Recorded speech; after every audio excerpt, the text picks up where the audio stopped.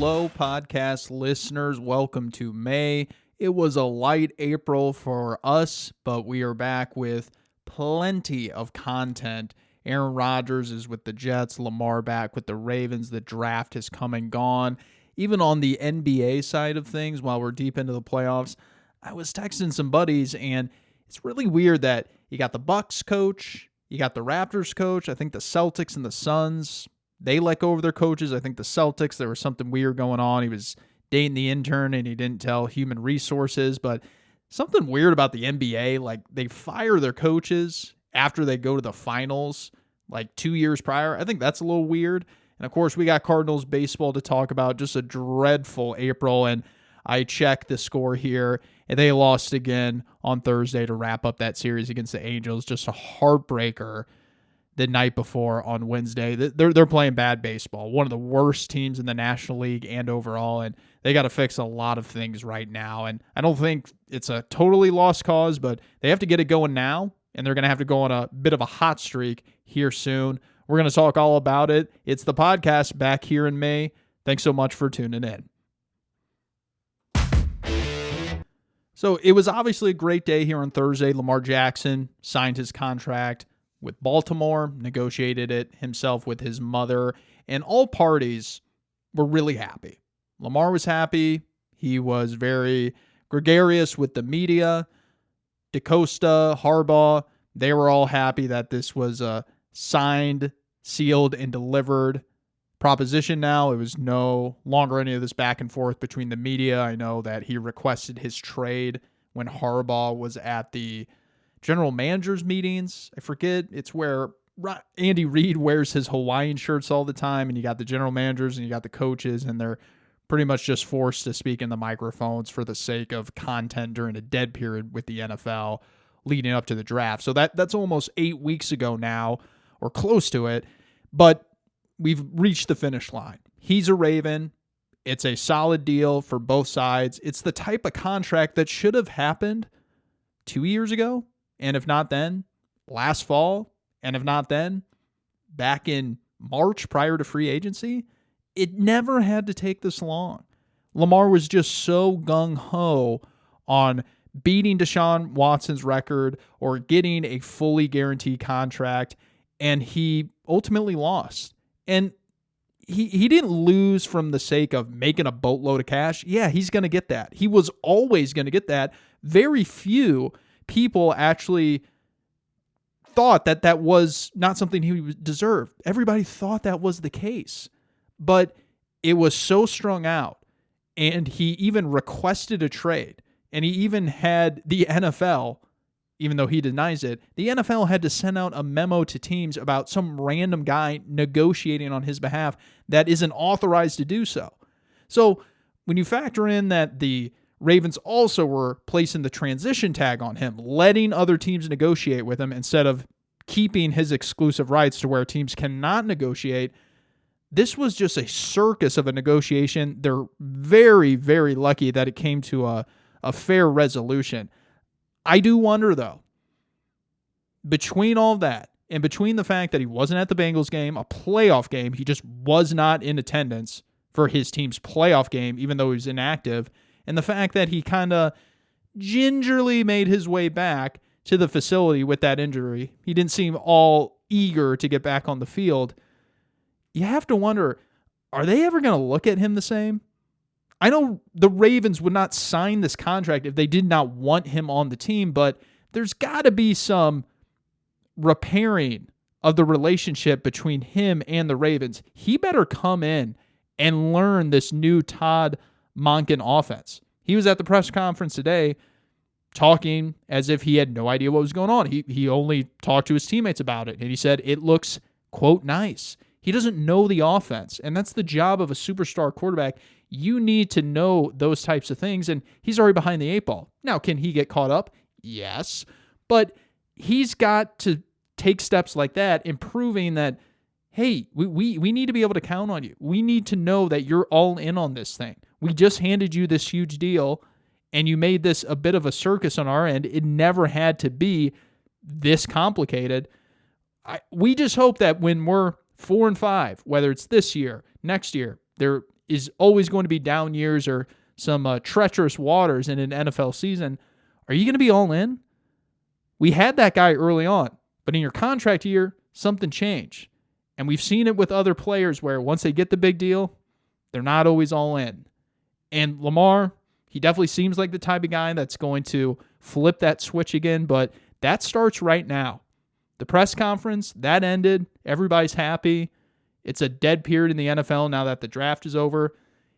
Really building collateral, that begins right now, and it's going to be interesting to see come November, do we look back on this and was this just a move that Baltimore should have thought one more time about?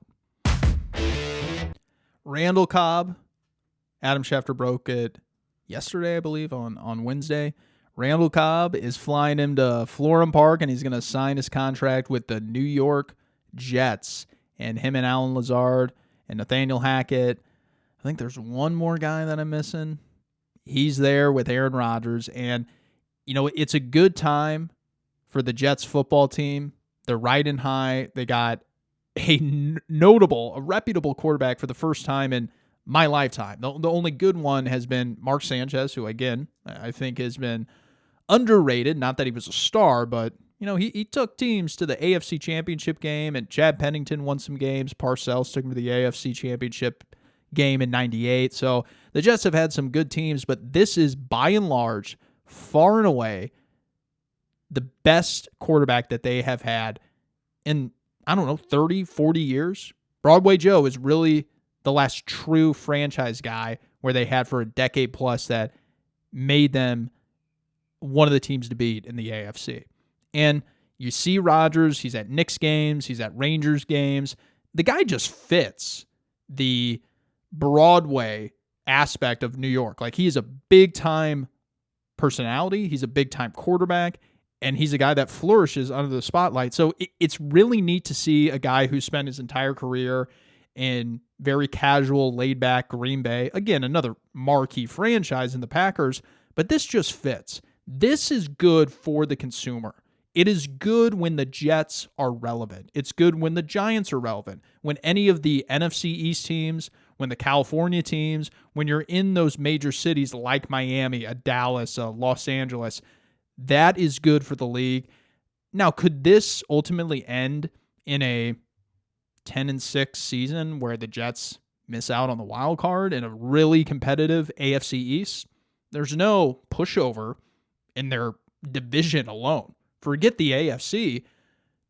Rodgers just entered a tough division, and all the good quarterbacks are in the AFC conference. So it could be a situation where, does this play out exactly how the Jets imagine a Super Bowl? I know that's what Rodgers referenced, how you got the guarantee from Broadway Joe, and they got that one trophy. That's what the end goal is. But for a moment here, in the offseason, and leading up to the season and training camp and even into September where maybe they get off to a 3-1 start, let the good times really sink in, because you have not had the Jets be this relevant since Rex Ryan. And that's a coach. And that's great when a coach is relevant as well, but we all know that he was bringing a lot to the table more so than his quarterback and his team overall. But that's come and gone. Those years, that's 12 years ago. I was in high school when that was going on. So it's great for the league that you got a New York team that's bound to make the playoffs. The other one did last year. It's a really good time for the NFL with a team on the cusp of potentially taking it to that next level. So the New York Post, Andrew Marchand, the esteemed sports media critic, and New York Post, that's who he works for. They got a lot of those folks, and I always enjoy that content. Dan Cesar has done that for the St. Louis Post-Dispatch, the local newspaper here. I don't know if that's a thing for every local newspaper or just every market.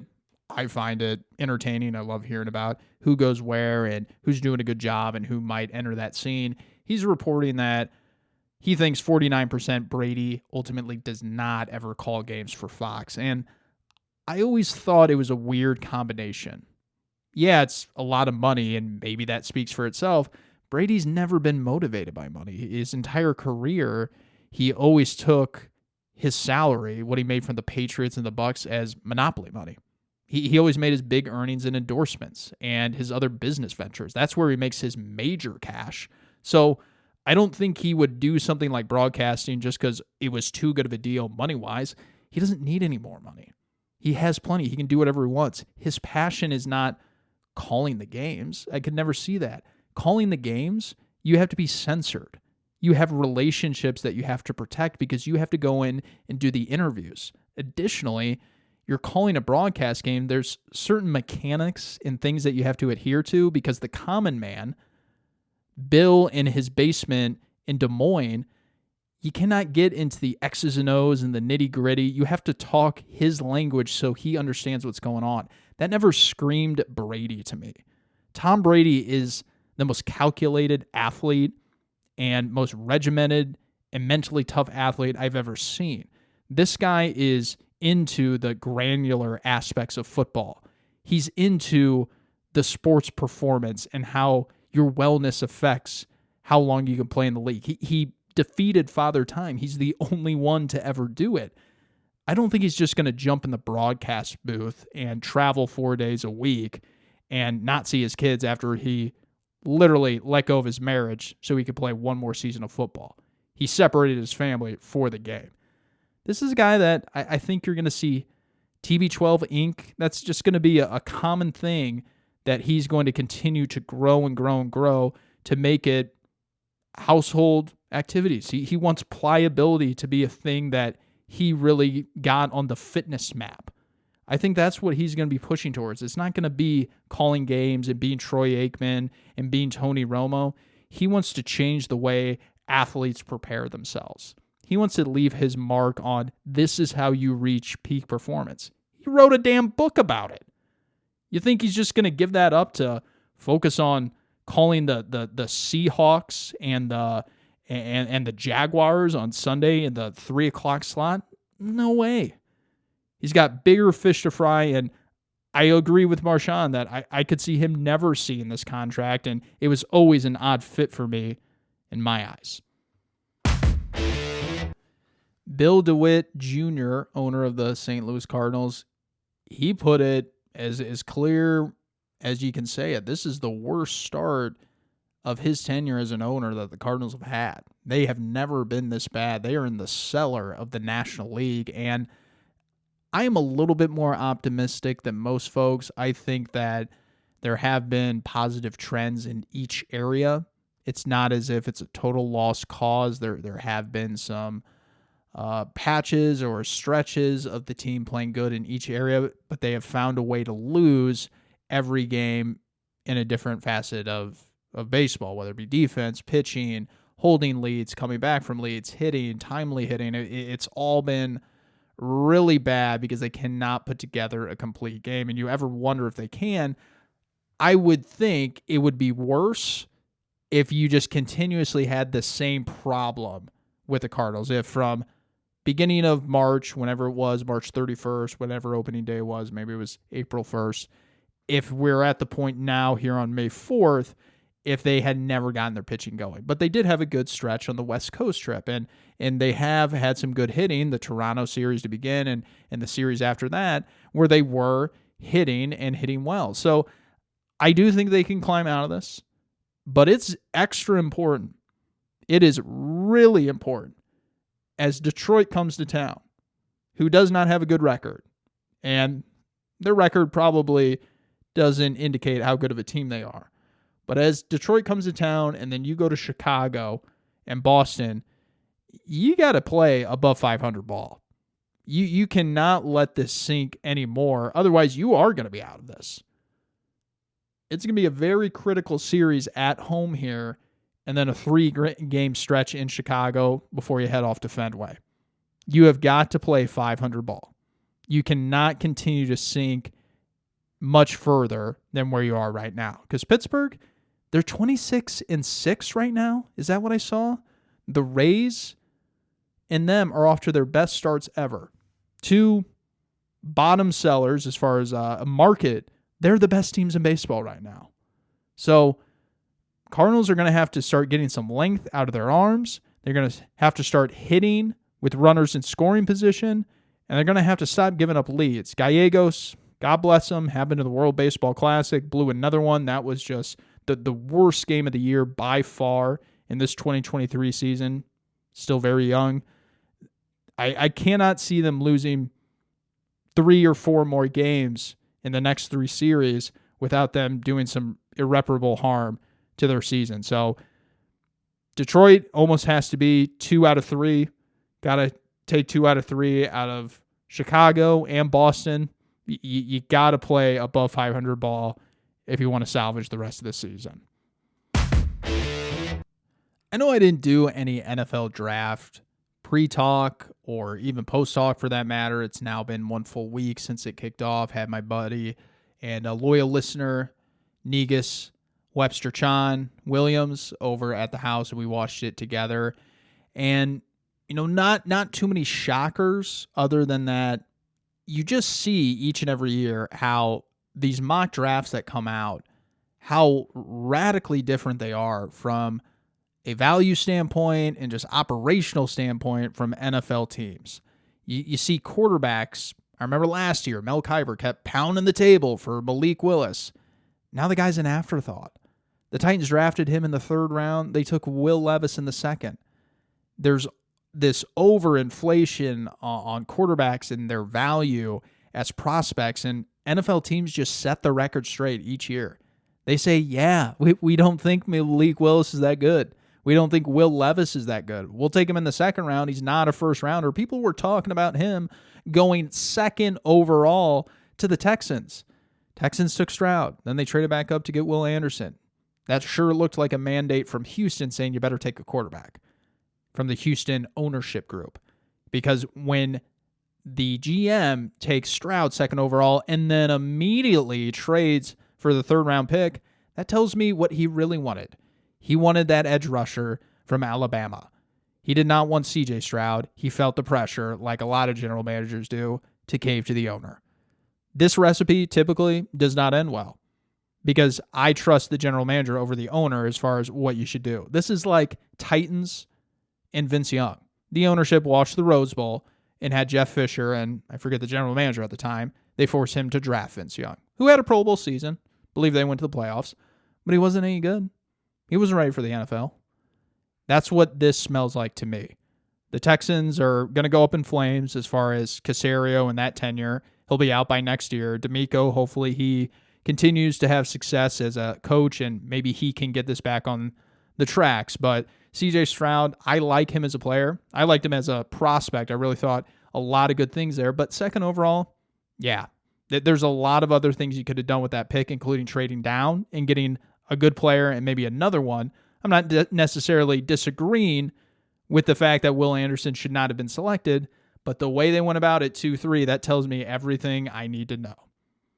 Additionally, the Eagles just continue to be a well-oiled machine.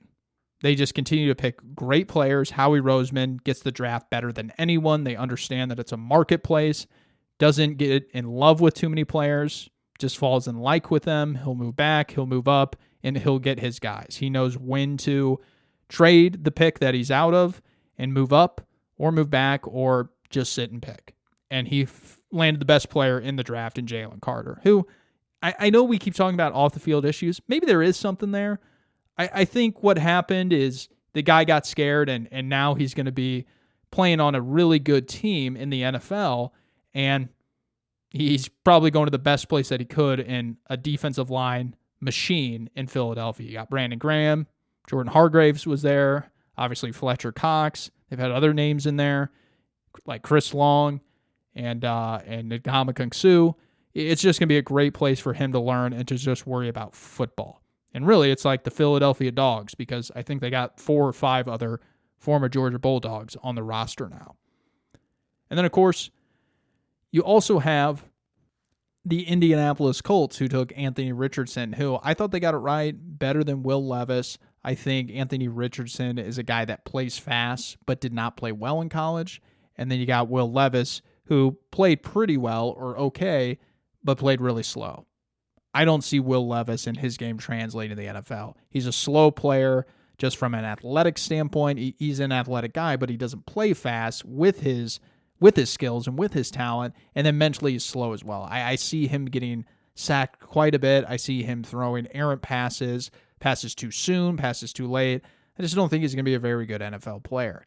Now, if you wanted to move him to another position like halfback or fullback or even an inline tight end, I could see that potentially being a role for him, kind of like the Tebow role or the New Orleans guy. He's forgetting his name now, but he's been getting the snaps along with Jameis the past several years. So if he wants to play that type of position, I could see him having a successful NFL career. But Anthony Richardson is a guy that could be a Cam Newton type player with the right coaching. Is Shane Steichen that guy? I don't know. I mean, I know he was with the Eagles and he coached that team, but going this route of plucking the OC from the most recent NFC or AFC champion the prior year, that's not always a good way to do business. That seems to be the way with NFL owners. Well, who made the Super Bowl last year? Let's go get their coordinator and they're our head coach. Doesn't always work that way, I'm afraid. So maybe Steichen's good, maybe he's not. I have no clue. But can he coach up a quarterback that traditionally guys like Anthony Richardson flame out? You hope Richardson has the traits. Mentally, does he have the character? Is he in early? Is he out late? Is he staying at the building? Does he love football? And then do you have the right coaching? Because this guy's going to need snaps from the jump. He hasn't played a whole lot of football. When I look at quarterback prospects, the Mahomes of the world played 4 years at Texas Tech. When you look at Peyton Manning, played 3 years at Tennessee. Tom Brady got snaps his last 2 years at Michigan. You got to play a lot of football games to be good at football, because there are situations when your team is 5-5 and you're coming up on November. Do you remember what it was like to be kind of stuck in the mud there? And does your quarterback rally the organization? Do they know how to fix their mechanics on the fly in the middle of a season? Do they know how to gut through any of those nicks and pains, maybe even injuries that they're playing through? The guys that have played football, they know how to do that. That's the thing, in addition to the offense at Ohio State, the Justin Fields, the Strouds, the Dwayne Haskins. Those guys, they've done nothing but winning. They don't play in close games. They only have W's. So they never know what it's like going to the NFL where things are really hard. Your team, they're not all full of 5-star recruits where you just smash teams in August and on Labor Day weekend. This is the NFL. So Anthony Richardson, does he have those traits? And do you have the head coach? And can he take his druthers the first year, maybe first year and a half, and stick with it and still have the confidence to play at a high level?